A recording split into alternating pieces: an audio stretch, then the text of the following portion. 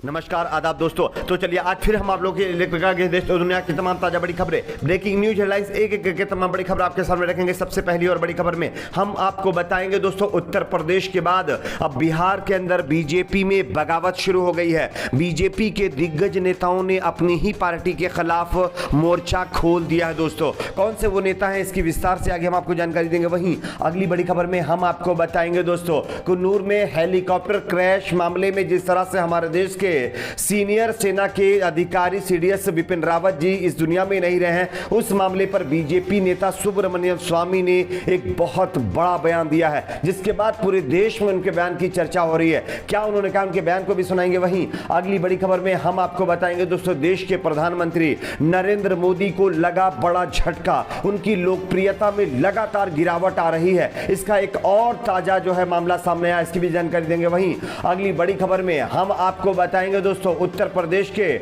उप मुख्यमंत्री केशव प्रसाद मौर्य के ऊपर एक और मामले पर बताया जा रहा है कि कोर्ट में मुकदमा शुरू किया गया है, और इस मामले पर इलाहाबाद हाईकोर्ट से एक बड़ी खबर सामने आ रही है। केशव प्रसाद मौर्य को बड़ा झटका लगा है, किस तरह से, इस पर भी जानकारी देंगे। वहीं अगली बड़ी खबर में हम आपको बताएंगे दोस्तों, कृषि कानून के खिलाफ चल रहे किसान आंदोलन को लेकर के जिस तरह से ये कहा जा रहा था कि किसान आंदोलन अब खत्म हो रहा है, लेकिन अब ये खबर आ रही है कि किसान आंदोलन फिलहाल खत्म नहीं होने जा रहा है, इस पर भी जानकारी देंगे। वहीं अगली बड़ी खबर में हम आपको बताएंगे दोस्तों, उत्तर प्रदेश में विधानसभा चुनाव के साथ साथ 5 राज्यों में होने वाले विधानसभा चुनाव से पहले कांग्रेस पार्टी के लिए गोवा से अच्छी खबर सामने आ रही है, किस तरह से, इस पर भी जानकारी देंगे। वहीं अगली बड़ी खबर में हम आपको बताएंगे दोस्तों, पूर्व देश के सीजीआई रंजन गोगोई ने अयोध्या मामले पर फैसले के बाद क्या कुछ किया था, इसको लेकर के उन्होंने एक बहुत बड़ा खुलासा किया है दोस्तों।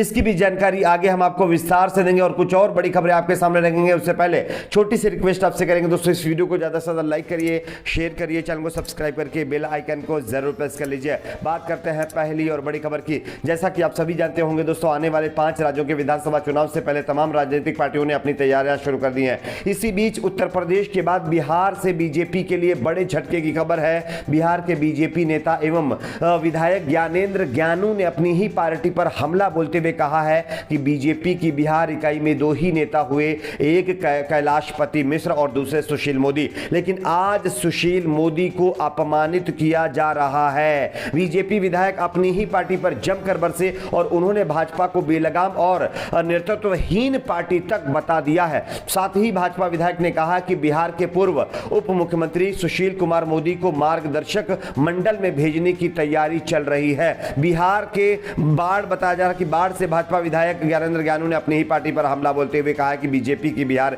इकाई में 2 ही नेता थे, लेकिन उनका भी अब अपमान किया जा रहा है। तो कहीं ना कहीं उन्होंने एक एग्जाम्पल भी दिया है कि लाल कृष्ण आडवाणी और मुरली मनोहर जोशी को जिस तरह से साइडलाइन किया गया है, इसी तरह से अब सुशील मोदी को भी किया जा रहा है। इसके चलते बिहार के अंदर कई बीजेपी के नेताओं ने बगावत शुरू कर दी है। बात करते हैं अगली बड़ी खबर की। अगली बड़ी खबर यहां पर दोस्तों आ रही है, बीजेपी के नेता सुब्रमण्यम स्वामी ने यहां पर विपिन रावत का जिस तरह से हेलीकॉप्टर क्रैश हुआ था, उस मामले पर एक बहुत बड़ा बयान दिया है दोस्तों। आप सभी जानते होंगे, इस हेलीकॉप्टर क्रैश में जो है हमारे देश के 13 जांबाज जो है जवान शहीद हुए और हमारे सेना के अधिकारी शहीद हुए, लेकिन इस मामले पर बताया जा रहा है कि सुब्रमण्यम स्वामी ने बड़ा बयान दिया है।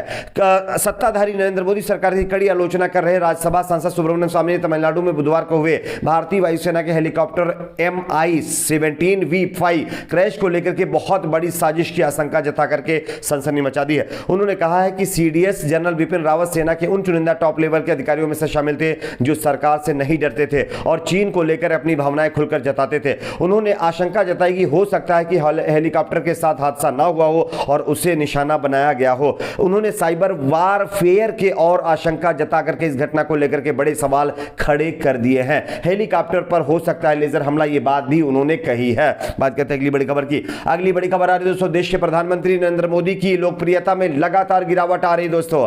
इसका एक जीता जागता सबूत आपको हम दिखा रहे हैं, इस खबर को देख सकते हैं। देहरादून के परेड ग्राउंड में पीएम मोदी ने जनसभा को संबोधित किया। अपने इस संबोधन के दौरान पीएम मोदी ने उत्तराखंड विधानसभा चुनाव 2022 का शंखनाद भी किया। बीजेपी ने पीएम मोदी के कार्यक्रम के लिए भव्य तैयारियां भी की, मगर मोदी के कार्यक्रम और संबोधन के दौरान परेड ग्राउंड में अधिकतर कुर्सियां खाली दिखाई दी हैं दोस्तों। इतना ही नहीं, पीएम मोदी के संबोधन के दौरान भी कई लोग कुर्सियां और मैदान छोड़ कार्यक्रम स्थल से बाहर निकलते हुए भी नजर आए हैं।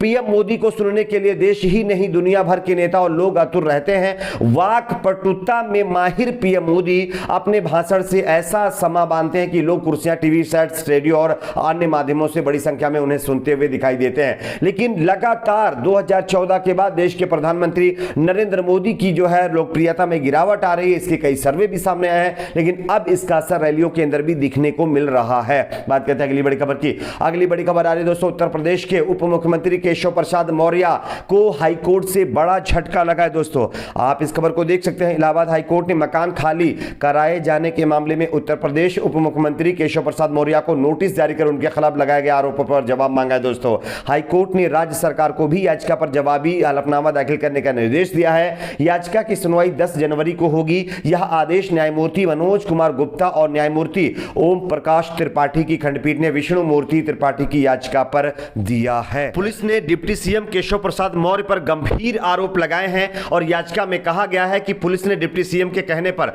विष्णु मूर्ति त्रिपाठी के कालिंदीपुरम कॉलोनी स्थित मकान पर कुंती देवी को कब्जा दिलवा दिया। याची ने इस मकान को गुड़ मंडी चौक निवासी राकेश गुप्ता और जो है अंजना गुप्ता से खरीदा था। तो ये गंभीर आरोप जो है उत्तर प्रदेश के डिप्टी सीएम केशव प्रसाद मौर्य के ऊपर लगा है। बात करते हैं अगली बड़ी खबर की। अगली बड़ी खबर है दोस्तों, किसान आंदोलन को लेकर के बहुत बड़ी खबर है। दोस्तों जिस तरह से कहा जा रहा था कि किसान आंदोलन अब परमानेंटली खत्म हो रहा है, किसान अपना आंदोलन खत्म कर रहे हैं, इस मामले पर यह बड़ी खबर, आपको हम खबर भी दिखा रहे, देख सकते हैं।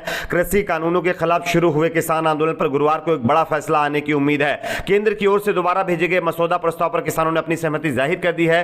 एसकेएम मसौदे पर आधिकारिक पुष्टि मांग आंदोलन पर अंतिम फैसला लेने की बात कर रहा है। संयुक्त किसान मोर्चा द्वारा की गई बैठक में इस बात को भी साफ कर दिया गया है। आंदोलन समाप्त नहीं किया जाएगा बल्कि उसे स्थगित किया जाएगा। एमएसपी पर किसानों की लड़ाई जारी रहेगी। यानी कि ये जो आंदोलन चल रहा है ये खत्म नहीं हो रहा है, फिलहाल इसको स्थगित किया जा रहा है। अगर सरकार एमएसपी पर कानून या जितने भी वादे कर रही वो पूरे नहीं करेगी तो फिर से यह आंदोलन शुरू हो जाएगा। बात करते हैं अगली बड़ी खबर की। अगली बड़ी खबर दोस्तों आ रही उत्तर प्रदेश के विधानसभा चुनाव समेत 5 राज्यों में होने वाले विधानसभा चुनाव से पहले कांग्रेस पार्टी के लिए एक अच्छी खबर गोवा से आ रही। दोस्तों आप इस खबर को देख सकते हैं। शिवसेना के एक पदाधिकारी का कहना है कि बीजेपी को राष्ट्रीय स्तर पर हराने के लिए राष्ट्रवादी और हिंदुत्व जरूरी है। ये दोनों चीजें केवल शिवसेना की राजनीति में ही हैं। कांग्रेस और शिवसेना उत्तर प्रदेश और गोवा के विधानसभा चुनाव के लिए गठबंधन करने पर विचार कर रहे हैं और बहुत जल्द ये दोनों पार्टियां आपस में गठबंधन कर सकती है। बात करते हैं अगली बड़ी खबर की।